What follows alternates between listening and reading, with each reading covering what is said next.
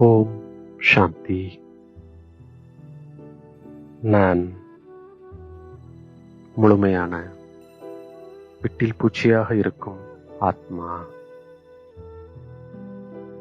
நான் சகஜயோகி ஆத்மா. நான் மனம் என்ற பெட்டகத்தில் முத்தாக இருக்கும் ஆத்மா. இது அதிசயமான பாடமாகும். இதை எல்லையற்ற தந்தை கற்றுத்தருகின்றார். தந்தை மற்றும் அவரது படிப்பின் மீது எந்த சந்தேகமும் வருவதில்லை. ஏனெனில் நமக்கு கற்றுத்தருபவர் யார் என்பதில் முதலில் நம்பிக்கை இருக்கின்றது. நமக்கு நிரந்தர நினைவில் இருப்பதற்கான ஸ்ரீமத் கிடைத்திருக்கின்றது. ஏனெனில் மாயை எனும் எதிரி இப்பொழுது நம் பின்னாலேயே இருக்கின்றது. அதனால் நாம் கவனமாக இருக்கின்றோம்.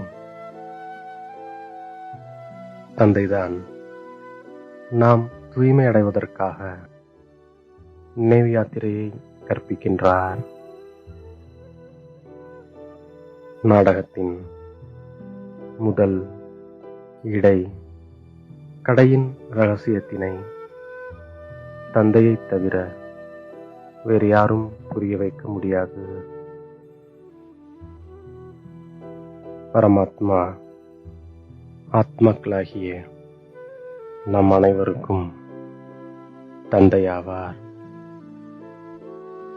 இப்படி நினைக்கும் பொழுது தேக அபிமானம், தேக உணர்வு நமக்கு விட்டு போகின்றது. இப்போது தந்தை வந்திருக்கின்றார். நமக்கு மிக உயர்ந்த பாடம் கற்பிக்கின்றார். உயர்ந்த கர்மமும் கற்பிக்கின்றார்.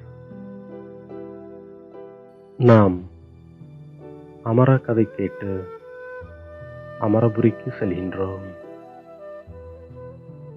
சத்தியுகம், திரேதாயுகம் அமரபுரியாகும். பரமாத்மா கல்ப கல்பம் சங்கமயுகத்தில் சாதாரண உடலில் வருகின்றார். இப்போது நாம் அனுபவியாக இருக்கின்றோம். பரமாத்மா தன்னிடமுள்ள ஞானத்தை பிரஜாபிதா பிரம்மாவின் உடல் மூலமாக வழங்கி நம்மையும் அவருக்கு நிகராக மாற்றிக்கொண்டிருக்கின்றார். முதல் நம்பர் மாலை நம்முடையதுதான். சிவத்தந்தையின் மாலை மிக பெரியது. அங்கிருந்து நாம் மீண்டும் வரிசை கிரமமாக நடிப்பதற்கு வருகின்றோம். நாம் இப்போது சூரிய வம்சத்தினர் ஆக வேண்டும். இந்த பதவி கிடைப்பதே படிப்பில்தான். பாரதத்திற்கு குரு திசை உருவாக்குவதற்காக இப்போது விருட்சபதி வந்திருக்கின்றார். இந்த ஞானத்தை நெய் என்றும் சொல்லப்படுகின்றது. அணைந்திருந்த தீபத்தில் தந்தை வந்து ஞானம் என்ற நெய்யை ஊற்றிக்கொண்டிருக்கின்றார். நாம் இப்போது விட்டில் பூச்சிகளாக இருக்கின்றோம். தந்தையிடமிருந்து புதிய உலகத்திற்காக நாம் அனைவரும் படித்துக் கொண்டிருக்கின்றோம். நாம் எல்லையில்லாத தந்தையின் முன்பு அமர்ந்திருக்கின்றோம். நாம் ஆத்மா ஒரு சிறிய புள்ளியாக இருக்கின்றோம். தேக அபிமானத்தை விடுத்து தன்னை ஆத்மா என்று புரிந்து கொள்வதுதான் மிக உயர்ந்த படிப்பாகும். நாம் நிராகாரமான ஆத்மாக்கள்தான், ஆனால் உடலுடன் இருக்கின்றோம். தந்தை கூட நாடகத்தின்படி நமக்கு கற்பிக்கின்றார். தந்தை கூறுகின்றார், இனிமையான குழந்தைகளே, நீடூழி வாழுங்கள். எப்படி சேவை செய்ய வேண்டும் என்று தந்தை நமக்கு கூறுகின்றார். ஏனெனில் கல்பத்திற்கு முன்னால் கூட நாம் தான் செய்தோம். நாம் தந்தையிடம் அதிக அன்பு வைத்திருப்பதால் சதா தந்தையின் சிரேஷ்ட காரியத்தில் சகயோகியாக ஆகின்றோம். எவ்வளவு சகயோகியோ அவ்வளவு சகஜயோகியாகவும் ஆகிவிடுகின்றோம். தந்தையின் அன்பில் மூழ்கிய சகயோகி ஆத்மா ஒருபோதும் மாயாவின் சகயோகி ஆக முடியாது. நம்மளுடைய ஒவ்வொரு சங்கல்பத்திலும் தந்தை மற்றும் சேவை இருக்கின்றது.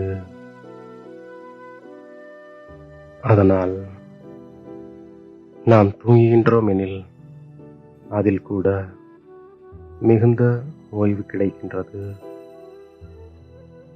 சாந்தி மற்றும் சக்தி கிடைக்கின்றது. நமக்கு கற்பிப்பவர் எந்த ஒரு ஆசிரியரும் அல்ல என்ற நம்பிக்கையும் பெருமிதமும் சதா இருக்கின்றது.